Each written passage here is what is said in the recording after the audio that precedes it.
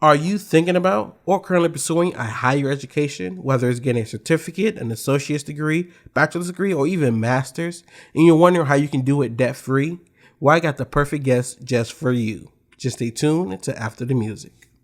You're about to listen to a great episode of the Laz and B Experience podcast. Within this episode, my hope is that you obtain something that will help you find your success. So grab a pen, get your paper, your favorite snack or drink, and really listen to what I have to say. I truly believe it can be what you need to get you to your next level in life. So grab a seat and enjoy the ride, and I'll see you on the other side.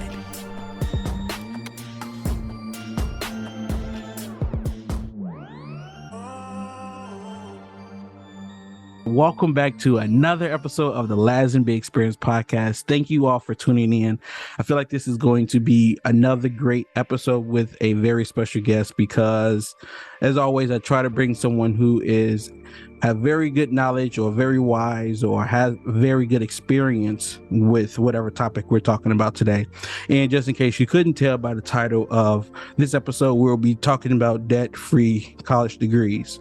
And I feel like this is very important, not just for people who want to go to college, but also people who want to get 2-year degrees or get a certificate or be in an apprenticeship too, because all of that stuff still costs money. And we always want to see how we can get that information, get that knowledge, get that exposure as less amount of money we have to spend as possible. But before I introduce my guest, I do want to it's not really about this episode, but just an example. I guess this episode is kind of example of what I talk about through my other episodes, which is about networking and connecting with people within your community. Because me and my guest today, who is her name is Brianna Membres. We actually never met in person before, but we have met through a Facebook group online called, is it Indie Black Dollar or something like that? It's basically Black Dollar Indie. Yeah, Yep. it's basically a Facebook group for Black people within the indie area, and a lot of people are a part of it. And it's like people asking questions if they need like a photographer or they need a plumber or somebody to do landscape, and you always get a whole bunch of responses with people with reviews of people who are good, with people who actually offer the services. And she was one of the people who offer services about getting a debt-free college degree. And as I am currently in school trying to get a debt-free college degree, I felt she was perfect for me to learn stuff from. And as I went to one of her workshops and got to know more about what she does, I was like, she'd be perfect for the podcast. So I'm super excited for her to be here today. I do want again introduce Brianna Membres. How are you doing today? I'm doing well. Thank you so much for having me. I appreciate the time to come on here today. Yes, definitely. Yeah. So I do want to just get right into it so we can get all this great information. So all the people who are listening, please have your papers ready, have your pens ready so you can take down a lot of notes. If you have to pause it, then you have to rewind and do all of that. So this is a lot of great information that you definitely want to have. So before I get into like the really nitty gritty, just tell us a little bit about yourself and then why you are the expert when it comes to debt-free college degrees. Absolutely. So my name is Brianna Membres, and I am from Indianapolis. I went to IUPUI, which for those of you who don't know, stands for Indiana University, Purdue University of Indianapolis. I graduated there in 2017 with my degree in education, and I did so with over $50,000 in grants and scholarships. So I was able to not only graduate debt-free, but actually get refund checks and money deposited back to my bank account from my awards. And so I love teaching. I'm passionate about education. I decided to start She Edits in 2019 after leaving my teaching career. I started She Edits while I was still teaching, and then I fully transitioned, and now I do She Edits full time. So originally we were just going to help people edit their scholarship essays, but it turned into a full service scholarship firm. So now we provide the full range of scholarship services. We help individuals find scholarships. We help them edit their essays, turn in their applications, complete the FAFSA, anything start to finish, A to Z with scholarships. We are your people. Yes, and that is very exciting to have, and definitely someone you want to stay in contact with, especially if you plan on going to college, or if you're in college right now, like you can still apply and get these scholarships and get these grants. So my first question for you today, what do you mean when you say debt-free college degree?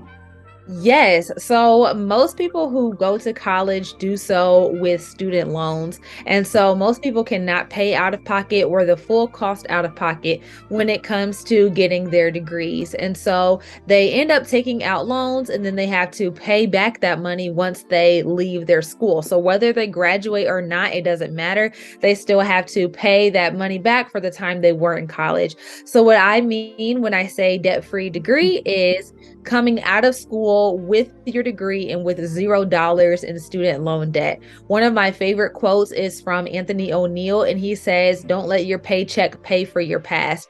And that's what happens in so many cases. People graduate or they leave school and they move forward. They're in their careers, but part of their paycheck is going backwards back to the time that they were in college. And people spend 10, 20, 30, 40 years paying something back that only took them 4 years or more to get, a little more to get. So that means graduating from college and being able to completely move forward with your future without having to owe anyone any money. I agree with that, and I definitely want that. Now, you talked about student loans, and we talked about student loans. Now, why would you say they are a bad thing, even though you kind of explained it?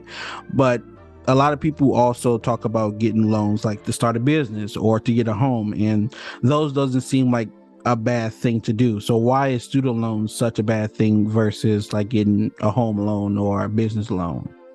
Yeah, that is a great question. So, when it comes to home loans or business loans, so many of the times those are things where you either have to take out the loan or you can't move forward with that. But with schools and with student loans, there are so many scholarships out there. There's no reason that anybody should ever have to take out loans.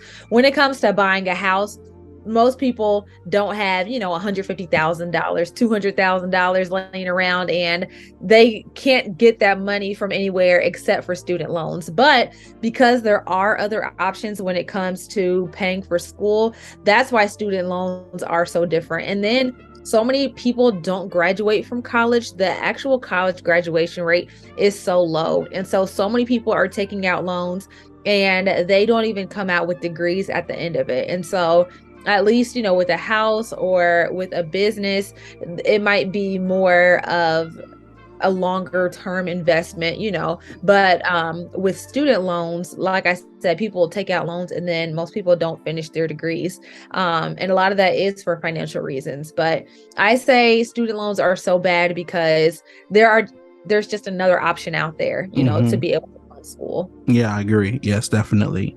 So let's start with our high school students. So what are some things you would tell high school students or their parents when it comes to working towards a debt-free degree? Like, what some things do they need to be working on right now so they can graduate with their college degree or graduate with any degree debt-free? Yeah, I'm glad you asked that because I actually was thinking about this and writing out a post to make about this. So I would say for high school freshmen, they should really be focusing on creating good study habits and starting to do some college tours just to know what's even out there. And they should really be focusing on community service. Community service is such a huge, crucial part of a lot of scholarship applications. And if they could start community service as a freshman or before, then they will have years of experience when they start applying for those scholarships a little bit later on. And then high school sophomores should really be working on studying for the ACT, the SAT to try to get the highest score possible, which will also open up more scholarship opportunities. They should also be doing college tours, and high school sophomores should also start researching the popular scholarship essay topics so they can start to understand what those are, and then just start to explore what scholarships are out there, because by the time they hit junior and senior years, when a lot of those applications open, they'll be more equipped than than somebody who didn't start their research during sophomore year. Now, once you get to junior year, that is a very critical year when it comes to scholarships. So high school juniors are going to want to write and perfect their scholarship essays. They want to be consistently finding scholarships to apply for. High school seniors, or high school juniors rather, should also be looking and narrowing down what colleges they want to apply for once senior year hits, or the summer before senior year hits. And then the summer before senior year and all throughout senior year it's go time. It's really go time. And so high school seniors should be applying for scholarships, applying for colleges early, because the earlier they apply for colleges, the more scholarships and the better scholarship opportunities they'll have. And so students should be working toward scholarships from freshman year, but really junior year and senior year are the two most critical years. And one thing I do want to add about high school freshmen and sophomores, their parents should also be looking into community organizations who offer scholarships to their members. So I know, for instance, in Indianapolis, we have the Center for Leadership Development, we have TeenWorks, we have Girls Inc., who all give away scholarships to their members. And if parents can get their students enrolled in some of these organizations before senior year, then their students will have even more chances of success in getting these scholarships. So that is another thing that freshmen and sophomore and their parents should really be doing. Yes, I like that you broke it down for each grade. It wasn't just general. If you're in high school, this is what you should do. Like, you give them a checklist that freshman year do this, junior sophomore year, then junior, then senior year do these type of things to get you prepared to not just go to college, but get the money that you need in order to go there and not have to pay anything out of pocket. But another thing I like that you mentioned, you said TeenWorks. So a couple of weeks ago, I went to a breakfast for TeenWorks, and they had a couple people, and they had like a student who is a senior, and he was like kind of like the MC or the host of the event. And it definitely made me feel like it was a great organization to be a part of. So if you are in the Indy area, I would definitely, I guess I can give a little shout out to them for you to be a part of them, because they also do stuff over the summer as well as things throughout the school year. So definitely something you want to be a part of. And then I'm pretty sure there's something like that in almost every kind of major city. So definitely look out for that. Now, when it comes to high school students, is this just the juniors and seniors that should be applying for scholarships? Can you start, as early as your freshman year? Can you go over that? Yes, so there are scholarships available for freshmen and sophomores, but a lot of the times those are more general scholarships, and those are essay contests where whoever has the best essay wins. So they're good practice scholarships, but oftentimes students won't have the best chances of winning those because the requirements are pretty general and they are open to so many students. There are some scholarships for juniors, but I would say probably 90% of organizations want to give scholarships to seniors. Seniors are so much closer to enrolling in college. Seniors are the ones who are more committed, I would say, than, freshmen, sophomore, and even juniors. And so you won't see too many scholarships open up before senior year. And the ones that you do see open up are, again, more kind of broad and general. Now, you can start applying for those broad or general ones during your freshman to junior years just to get some practice. But I wouldn't say to have very high hopes of winning many of those. I would say spend more time during your freshman, sophomore, and junior years really just compiling a list of scholarships to really dig into once senior year hits. Now, everybody has different philosophies on this. I've seen some scholarship experts say that they should be applying for every single scholarship, in middle school and freshman and sophomore years. But for me, I would say to use that time and energy getting ready for senior year and the summer before senior year, and then really locking in a plan so you can execute as soon as the summer before senior year starts. Yeah. And then I also like that you talked about volunteering in your high school years, because volunteering is not just good for you getting a scholarship is good for your community because you're helping your community, and then it's also giving you experience before you get the real experience once you go to college. So a lot of times when you're looking for internships or co-ops while you're in college, they're looking for people who have some experience in doing something, and having those community service hours or having that community service is one way to get that experience. And then it also, again, I talk about networking a lot. It's another way to network and find people who are like-minded than you, who can also help you with your future goals or future success, because you never know what someone knows or who someone knows. So definitely volunteer even throughout your college experience. Yeah, And can I after, say something about that too? yeah, go ahead.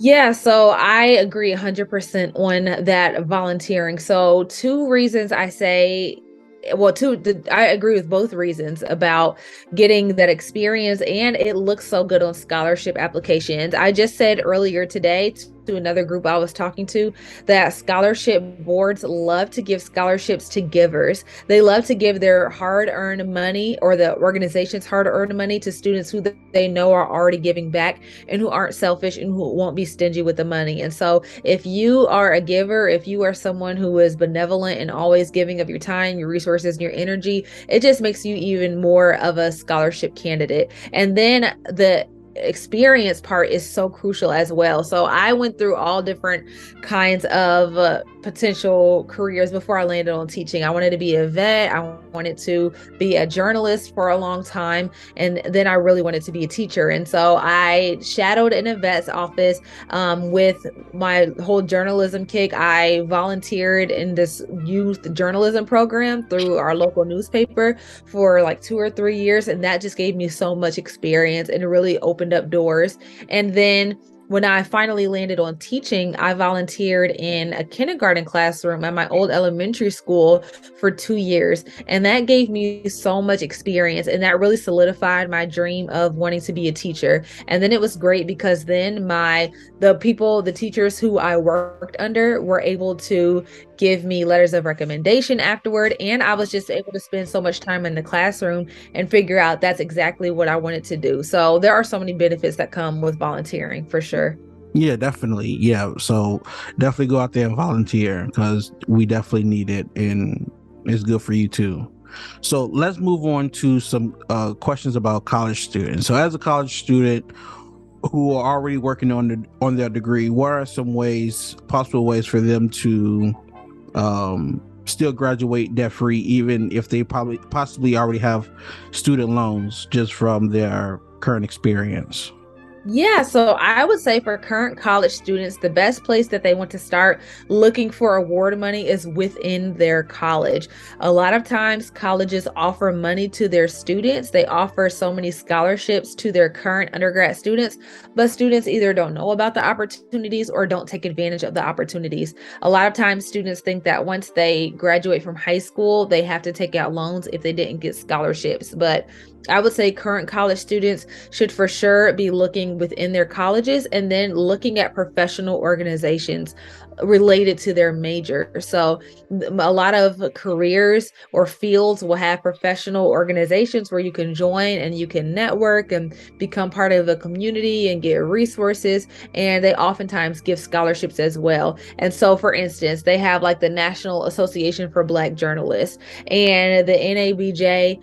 That I believe they have student memberships, which are usually cheaper than the regular memberships. And then if you are an NABJ member, then you can have access to their NABJ member scholarship. So that's just one example, but there are so many professional organizations that students should be looking at.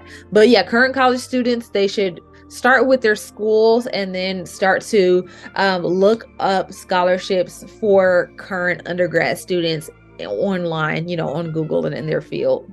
Yeah, I definitely agree, because I currently go to IPUI, and they always, whenever the scholarship like portal is ready, they always send out emails. If you follow them on social media, they put it on social media. So they give you a bunch of opportunities to know what scholarships are out there and when to apply for them.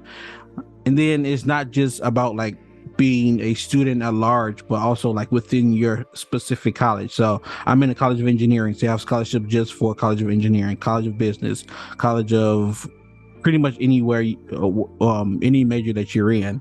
And then I also like the part where you were talking about professional organizations. I tried to mention one of my favorite professional organizations anytime I can, which is NSBE, the National Society of Black Engineers. And they have a ton of scholarships for students who are currently in college, as well as we call them pre-collegiate, anybody before college. Scholarships out there for them to apply for and get every year. So being a part of professional organizations, or I wouldn't say any organization, but being a part of organizations on campus would definitely help you figure out where are those other outside scholarships at, because you never know who are a part of those organizations, that know people, that know organizations, that know where you can get that free money. So definitely when you're in college, be involved as much as you can. Of course, your academics come first, but be involved in those extracurricular activities. Agreed. Now, when it comes to adult learners or people who maybe have dropped out of school and want to return to school, like what some advice do you have for them to be able to get their degree or get a certificate and be able to afford it?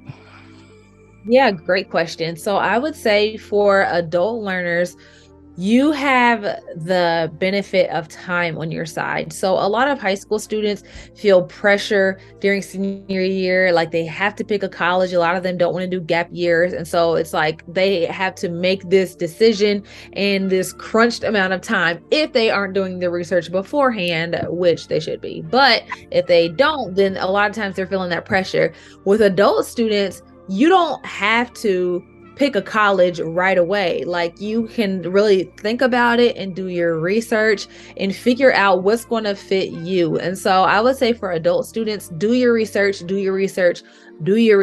do some more research.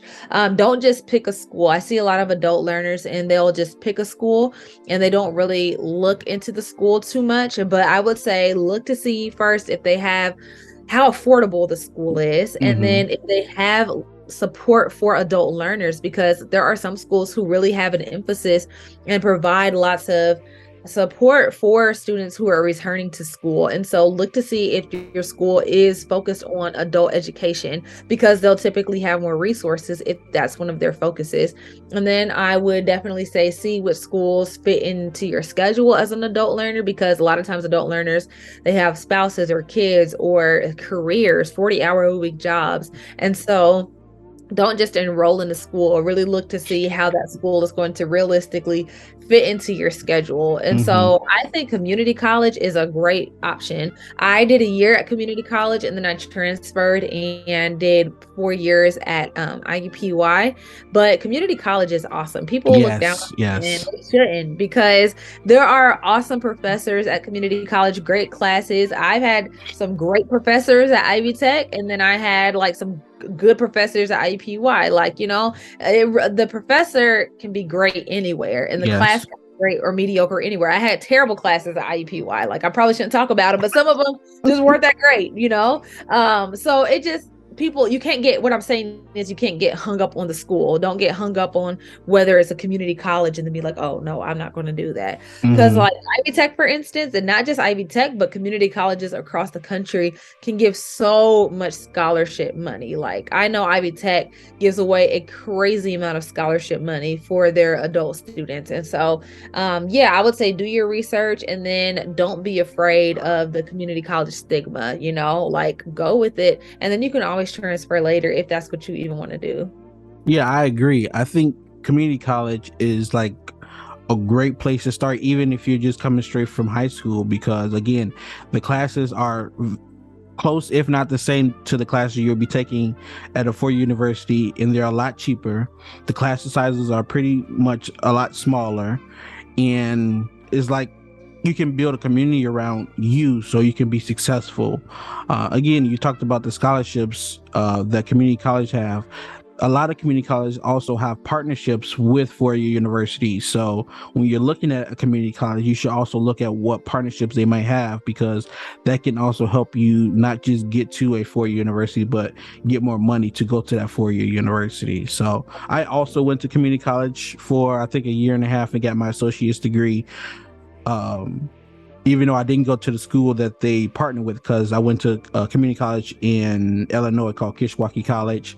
I did go to the school that they partnered with, but I went before I went to the community college. I had my college journey is not the traditional college journey. So I went to a four-year university, took a year off of school, went to community college, and then I came to IUPUI. And being able to do that, I got to learn a lot about how different schools work and how, again, get scholarships. And then one of the things that I did at the community college was be a student ambassador. And being a student ambassador, you're basically, I don't want to say the face of the school, but you're giving tours of the school, or you're answering phone calls for students or parents who might have questions, and you're doing that kind of thing. And you're getting access to people within the university that can, again, help you get scholarships, that can help you move forward after you graduate and go to a four-year university, or start your career if you want to do that as well. So community college is definitely a step you definitely want to take. It's not you shouldn't look down on it just because you're going to community college. My sister, one of my younger sisters, went to community college, got her associate's degree, and then went to Ford University and got her bachelor's degree, and now she's like doing what she wants to do. So it's definitely a good path to take. It might not be the traditional, and I'm putting air quotes up as traditional, but it's definitely something you can look into. For sure. So what are some resources people can go to for help when they're trying to find ways to pay for college? So some of my favorite scholarship websites that I give are scholarships.uncf.org. So UNCF stands for the United Negro College Fund, and they give a ton of scholarships away to Black students. I really like bold.org, bold.org. It's a newer site. It wasn't around when I was going to school that I know of, but it's a really great website where you can find tons of scholarships for so many criteria, and they're always updating their scholarship database. So I really like those. And then another one that I like is scholarshipamerica.org. That's a great website to check out. And then another great resource that people don't know about or think about too much is searching the hashtags on social media. So I got this from my scholarship coach, Jessica, and I thought it was a great tip. So if you go on Instagram, you can follow hashtags. So if you follow scholarships or scholarship opportunities on Facebook or on Instagram, then you'll see a scholarship opportunities that you may not see other places, and they may be scholarships that not many people know about. So those are great places to look, and those are some of the ones that I give right off the bat. Definitely. And then, I mean, I know I'm going to give you time to also talk about She Edits and what you do, but you're also, I believe, is a great resource that you do, especially with your free workshops that you have. Can you talk a little bit about that too? Yes, absolutely. So we do offer workshops every month, and they're not free anymore, but they are extremely cost effective.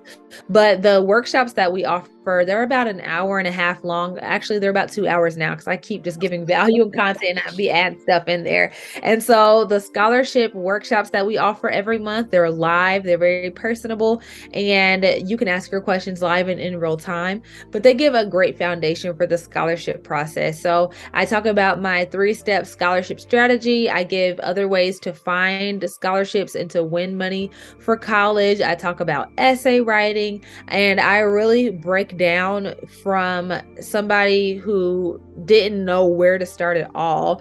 And I understand that's my audience. A lot of people just don't know where to start at all. It is a great process. It is a great foundation where students and parents and whoever's going to school can get on and learn what are the first steps to take and how to strategically execute them to start having scholarship success. So yeah, like I said, I offer them every month. They're live, super cost effective. If you just go to sheeditsllc.com, you can sign up for the next one. Definitely.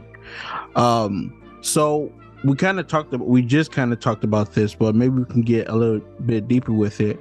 What are your thoughts on people who don't want to go the traditional route, whether it is a high school student or adult student who don't want to go the traditional route, going to a 4-year university, but still want to get an education or get a certificate or something, but can't afford it? Like, what's some tips or what are some advice you may have for that type of person?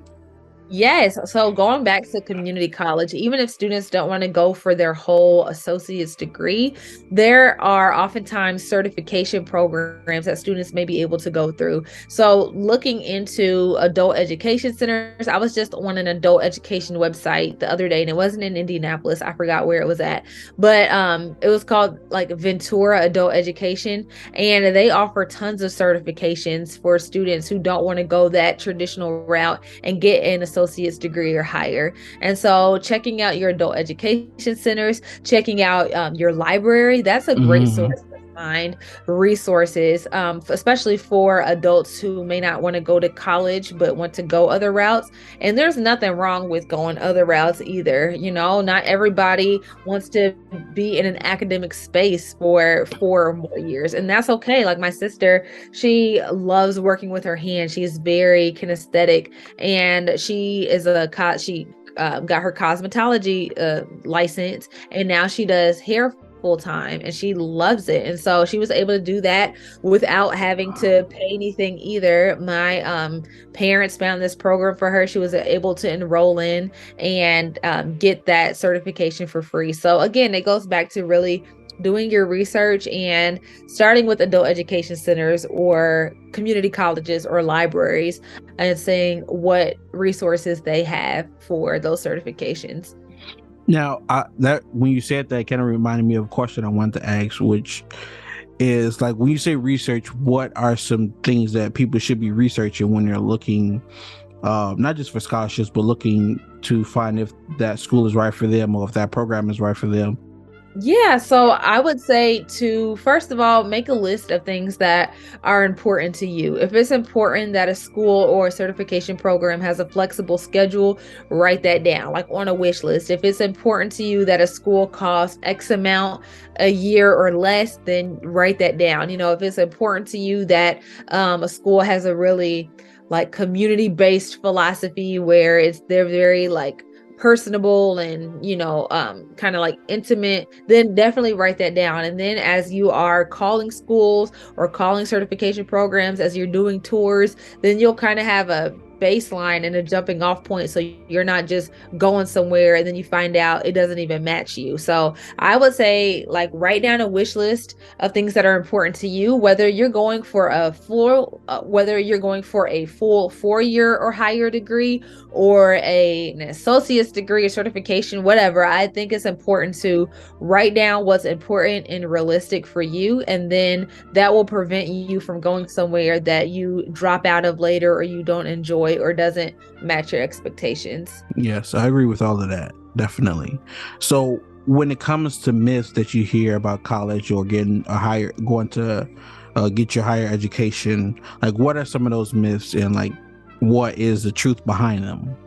Yeah, so one of the myths that I hear is that I feel people subscribe to, or that scholarships are only for high school seniors. That is not true. I got more money in college than I did in high school. I got a kind of a late start on the scholarship process. I know I say students should be doing all this stuff in their freshman years and sophomore years, but I got a late start myself. And so I know that there is still so much money for current college students. So that's one myth. Another scholarship myth is that you have to be a perfect student or an academically incredibly strong student or an athletic student, and those are myths as well. There are scholarships for everybody, and there are scholarships for every type of student, regardless of your GPA, regardless of your race, regardless of your age, regardless of your athletic ability. There are still scholarships for you. So definitely don't believe that because you don't fit into a certain category, and I'm doing the air quotes as well, you can't get scholarships. That is just not the case at all. Anybody can win scholarships if you try. Now, if you don't try, if you're getting all F's and you just don't care and you're applying for scholarships, then it's probably not going to happen. But as long as you're putting in an effort, then there is some money out there for you. So I also hear about like scholarships that are like because I have freckles or because I have red hair or because I'm this tall or because I'm this short. Like, is that a true thing? Is like, are there really scholarships out there like that? Yes, so there is a left-handed scholarship, there's a tall club scholarship. I remember seeing a scholarship for people who work in the potato industry. There are scholarships for everything. So that is absolutely true. There are scholarships based off of hobbies, based off of race, based off of major, location. If you have a disability, sicknesses, like there are scholarships for everything. I just saw it wasn't an eczema scholarship, but it was if you have it's like a skin condition, there's scholarships for that. So literally, I'm telling you, there's scholarships for everything. And I'm not really exaggerating when I say that. Yeah, definitely. So now within your workshops that you give, you always give these three tips, and I think they're really good tips. And I don't want you to give all of it away because I want people to actually go to your workshop. But if you can, just give like a brief review or I don't know information about what are those three tips or three tips. I guess it doesn't have to be those three tips, but what are three tips when it comes to like finding and winning scholarships? Yeah, so this is one thing that, like you said, I go really deep into during my workshop. So to kind of give you a high level overview of the three things that I really dig deep into and give you action steps for. The first one is to apply for narrow scholarships. So not applying for scholarships that have really broad criteria that where everybody can apply for them, because there's a lot of competition and you probably won't win those. So I really emphasize that students should find scholarships that have specific requirements where they're going to have less competition to fight through.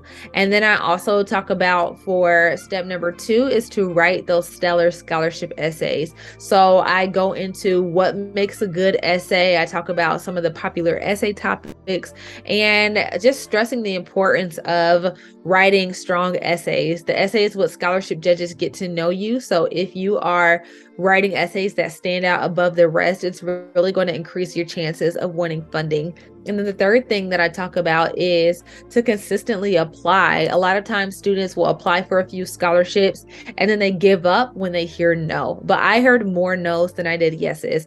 I got a small percentage of all of the scholarships that I applied for. And so I stress that students have to be dedicated and they have to be consistent and they have to expect no's. It's just part of the process. And talking to them, and I talk to them about how they just really have to put the scholarship journey, like how they have to put the scholarship process into practice continually. So in the workshop, I really break down those three things even further and give examples and give specifics, but those are the three things that are going to make you a scholarship winner. Yes, and I like that you talked about being consistent and being like dedicated to the process, because it's like with anything in life, whether you're looking for a scholarship, whether you're looking for the career that you want, whether you are a musician and trying to make it big that way, or a photographer and trying to make it big that way, you have to be consistent in your craft. So there's nothing you can do in life and not be consistent and be great at it. So even if you don't want to go to school, go to college, and somehow you're listening to this at this point, like no matter where you are in life, if you want to be great at it, if you want to be successful at it, that consistency is that key. And everybody's looking for what's the secret to being successful, or how can I be successful, is definitely that being consistent with what you're working on. Yeah, if I had stopped applying for scholarships after the first year, I wouldn't have won anything. I applied for scholarships during my junior year. I got like $0, and then I applied during senior year. I got 2 scholarships during senior year, and then I applied for all these scholarships in college. And again, I got a small percentage. But if I had let the first no knock me off course, or the second no, or the third no, I wouldn't have graduated debt free. I would have just probably given up and taken out loans. And so, or I'd probably just went to school, because I don't think I would have taken out loans. But yeah, you have to be consistent. And I love that with anything. If you see all the greats in whatever your field is, I guarantee you the key behind all of that was hard work, God, hard work, and consistency, for sure. Yeah. And then I also like what you said about like the no's. Like, again, in any industry, in anywhere you're trying to be successful at, I always hear that people hear a lot of more no's than they hear yeses, but it's those yeses that like help them get to where they are right now. So don't stop because you get one no, because you get two no's, because you get 10 no's. You just have to keep moving. You have to learn from your mistakes and then keep it moving forward. Absolutely. Now, when it comes to scholarships and grants, what are some of those stipulations or those like qualifications you will have to have? Let's say you won the scholarship. What are some of those that you might see in a typical scholarship?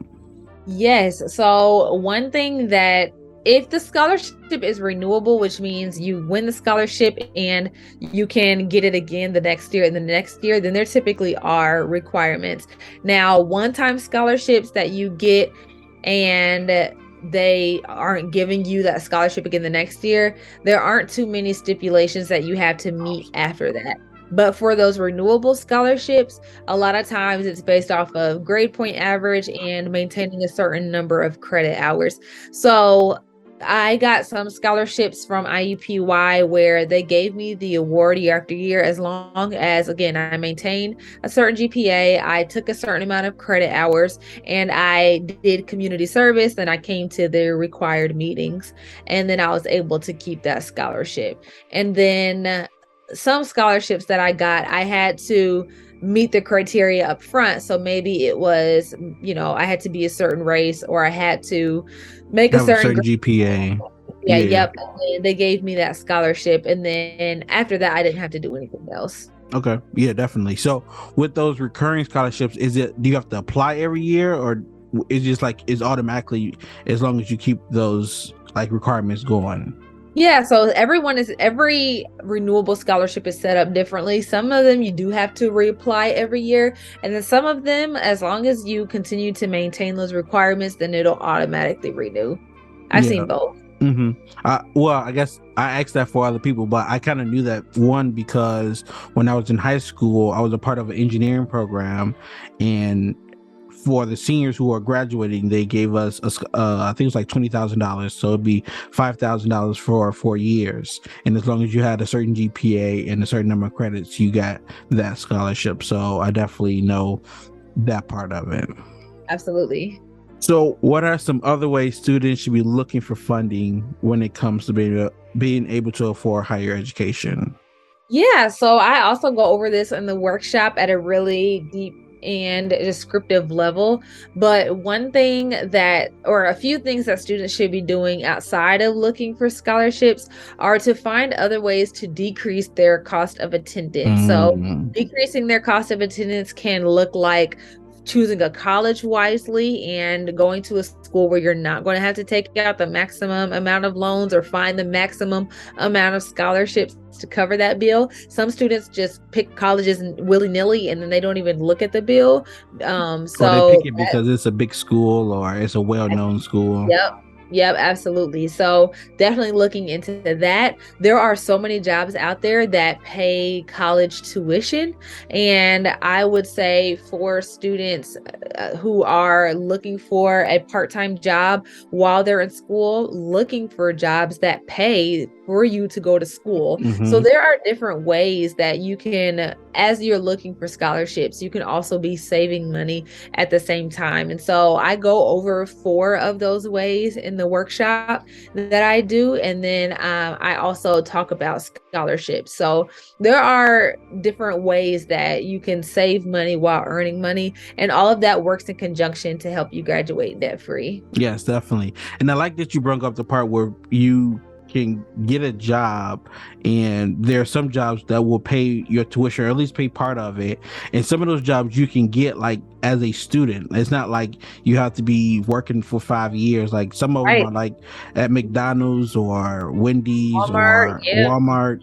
There's a lot of places like that, especially when they're trying to get more workers to work. Like they want to have their workers or as many workers as they can, so they try to add some benefits to Yep, being an absolutely. employee there. So definitely look into that, especially if you like need a part-time job while you're in college or anything like that. They can also help you pay for your college classes.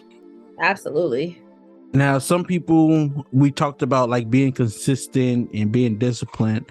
What are some ways to help people stay motivated, stay disciplined, stay consistent when they're on their journey to a debt-free college degree? Yeah, so what I see the most, I feel like I see this a lot. Students will just kind of create an arbitrary goal and a general goal and say, I'm just going to work on scholarships, but they don't really have a plan on what that looks like. So one of my biggest things to stay disciplined is to create a routine. So figuring out a specific day or a specific time of day that you're going to work on scholarships and sticking with that. Like anything, the things that you have the most success with, you probably have a routine for them, and you probably have a habit of doing that thing. And so don't just wake up and say, I'm going to apply for scholarships this week and don't create a plan, because then other things are going to pop up and then you're going to look up at on Saturday night and you didn't do anything with scholarships. And so definitely create a plan. I think that is probably what hinders most people and doesn't allow them to stay disciplined. And then I will also say to just write down like all the consequences of if you don't stay disciplined, and if you do take out student loans. Student loans accumulate interest. You should probably write down how long it's going to take you to pay back those loans if you don't stay disciplined. Like, make it real for yourself. I feel like a lot of students, they put off student loans. Like they take them out and then they don't really think about the consequences. But if you actually sit down and really realistically think about the consequences, write out the consequences, then it will help you to stay motivated, and it will show you, like, you'll see, if I don't apply for scholarships, this is what's going to happen. Yeah, seeing things is, for some reason, is a lot clearer than just thinking about them, and sometimes even just saying them will kind of get in your head, like, this is real, this is what I need to be focusing on. Because like, even like if I'm going through something and I'm just thinking about it or thinking about how I can get over it, is not as impactful or it's not as like helpful when I actually like even talk it out to myself or talk it out with somebody or write it out. Like, it's actually like, I don't know what it is. Maybe I should have like a psychologist or somebody who want to talk about how that works, but it definitely is a difference between just thinking about it and actually putting your thoughts to pen and paper or talking about it. That helps. I agree 1,000%. I don't know what it is either. Like, there's probably some term for it, because it's so true, like talking things out, journaling about things. It just helps stuff not seem as big as you make it in your head for some reason. Like you said, there's probably some term for that. And even if it is as big as you think it is, it's like now you can think about some ways to get past it or to get over the obstacle. Like, I don't know, it just comes. So definitely writing it down is a good way to stay motivated and to stay disciplined when you're looking for those scholarships. For sure. Now, when it comes to scholarships, is there like a specific season or like a time of the year where you should be applying for them? And then what are some things people should be doing to get ready for that season, if there is one? Yeah, so the time that this episode should be released will probably be in full-blown scholarship season. So the time where you're going to see the most scholarships, where you should really be going into full gear, is January to May or June. I would say, let's just call it June. January to June, you're going to see a ton of funding from everywhere. And then in the summer, it kind of calms down a little bit. You'll still see some funding. It'll start picking back up. You'll see some funding again from like August to September. And then, November and December, you won't see as much. But January to May for sure is when you are going to be applying. And so scholarship season typically works to where you want to apply for the funding the semester before you need it. So if you need funding for the fall, you want to be looking and applying in the spring. And then if you need funding for the spring, then during the fall is when you should really be searching for that money. And then during the summertime, you're going to find those kind of leftover scholarships for the fall. Okay. And then what are some ways people can kind of prepare for those seasons? Yeah, so I would say to create a plan, like I kind of talked about a little bit, and you should be preparing for those seasons by going through the resources. And I give like other resources in the I give like another resource in the workshop, but going through those resources consistently and looking for scholarships all throughout the year. So then that way, when those seasons do come, you'll already have a list of scholarships you're going to start applying to. And then another way to be preparing for those seasons are to have your essays written. So then again, when you start to see all those scholarships coming out, you'll already have your essays. You should also like get together your letters of recommendation. You should already be getting together a resume. And then again, that way, when all those scholarships start to roll out, you'll already be ready with your arsenal of application materials. Yeah, I like that, like writing your essays early, because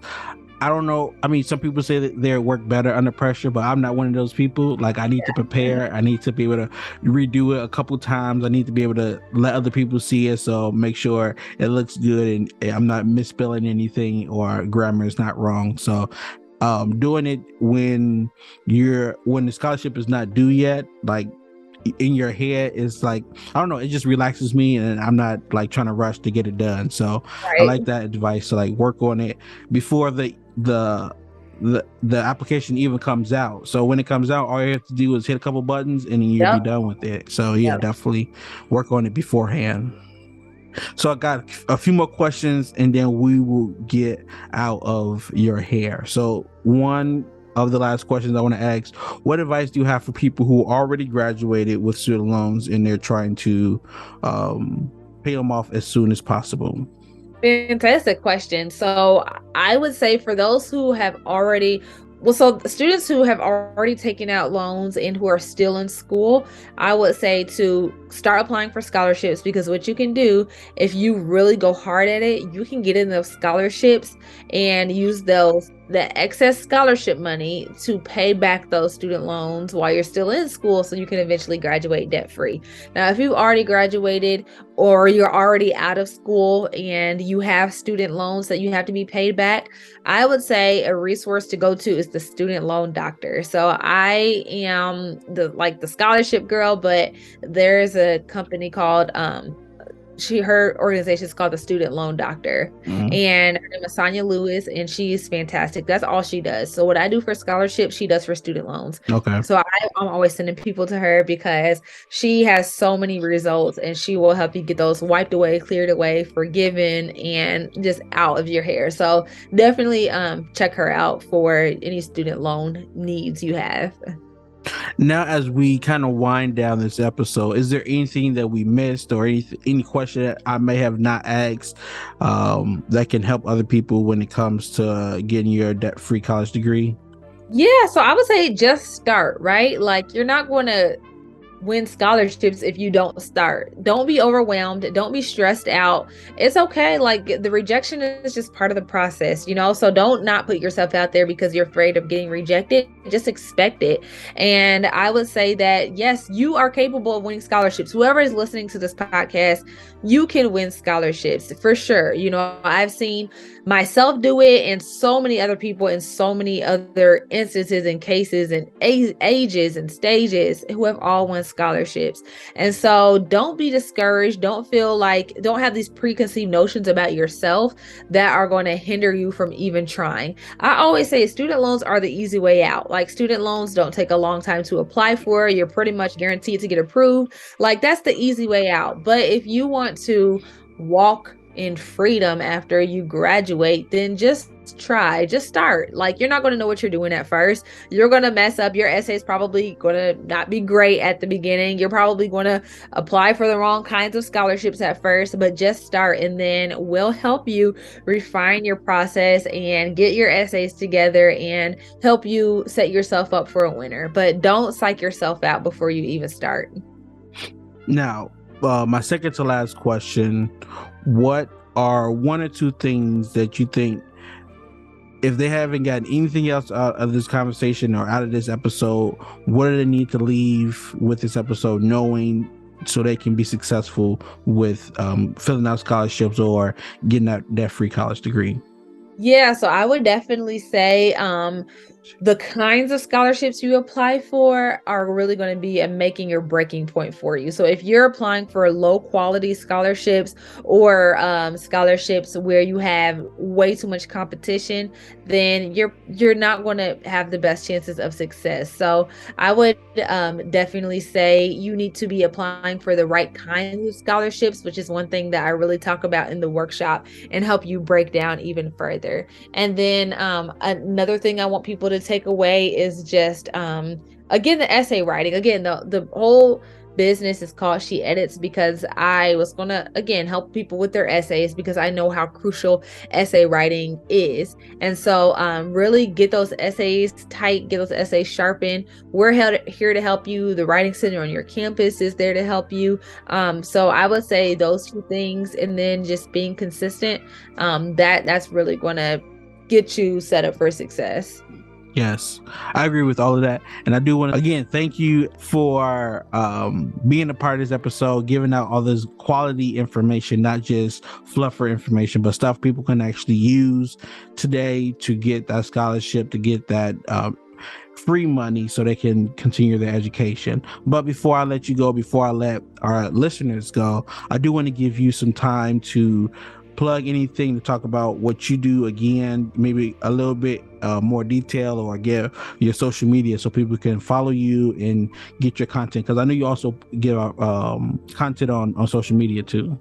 Yeah, absolutely. So definitely sign up for the workshop. You have nothing to lose. And I have a whole money back guarantee for the workshop. Nobody's ever used it because everybody who's taken it, you get so much value. Like, I really pack it in. So definitely sign up for the workshop. All spaces are limited every month that we hold it. So it's not unlimited seating. So once we hit the cap every month, and that's it. And you're going to have to wait a whole nother month. And again, when scholarship season starts, you're not going to want to wait a whole month because that is just like time that you are wasting. So sign up for the workshop. If you just go to our website, sheeditsllc.com, SHEEDITS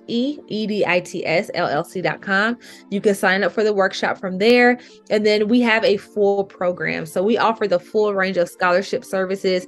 We offer courses and coaching and essay assistance. So you can also sign up for that directly from our website. If you're like, a workshop's not enough, 2 hours ain't enough, I want to work with you and I want to get that consistent help from you and your team, then definitely you can sign up for that as well from our website. Our program is called Scholarship Success Simplified, and you can sign up for that right from our website as well. And so if you just hop on there, as soon as you sign up, you'll get a welcome email, you'll get a welcome video, and I'll walk you through how to get started with everything that you need. If again, you feel like I don't, just skip the workshop, let me just work with you. And then our social media, we do post a lot of free content on there as well. So we're on Facebook. We're super active on Facebook and Instagram and TikTok. So Facebook we're most active on Facebook. So definitely check us out on Facebook. It's just, if you just look up She Edits LLC, or if you just look up my name, you'll find our resources. Instagram is She Edits _LLC, and I think TikTok might be She Edits _LLC as well. But just look us up, you'll find us. But like, again, Facebook and Instagram, TikTok, and YouTube, same thing. We're active on YouTube as well. So any of those platforms, we give away a lot of content and a lot of resources, and it'll just be super helpful for you. Yeah, definitely. And she has a lot of good information if this is her full-time job. Like, this is not something Yeah. she do on the side. It's not something as a Yep. hobby, but this is what she do full-time. So she's gonna give you the information, give you the knowledge, give you everything that you need to be successful when it comes to finding these scholarships and getting your debt-free degree. So again, thank you for being a great guest for today's episode. Thank you, listeners, for tuning in and getting this great information that I know you can use, not just for the future, but right now. But until next time, continue your journey until you reach your success. Thank you for taking the time to listen to this episode of the Lazenby Experience podcast. I really hope you were able to receive valuable information that will help you take actionable steps to get you closer to achieving your goals. If this is true for you, I would really appreciate it if you share this episode with others, comment your thoughts, and subscribe to continue receiving updates on new episodes. I truly am excited about how my experience, the Lazenby Experience, can make a difference in your life. Again, thank you for listening to the Lazenby Experience podcast, and until next time, continue your journey until you reach your success.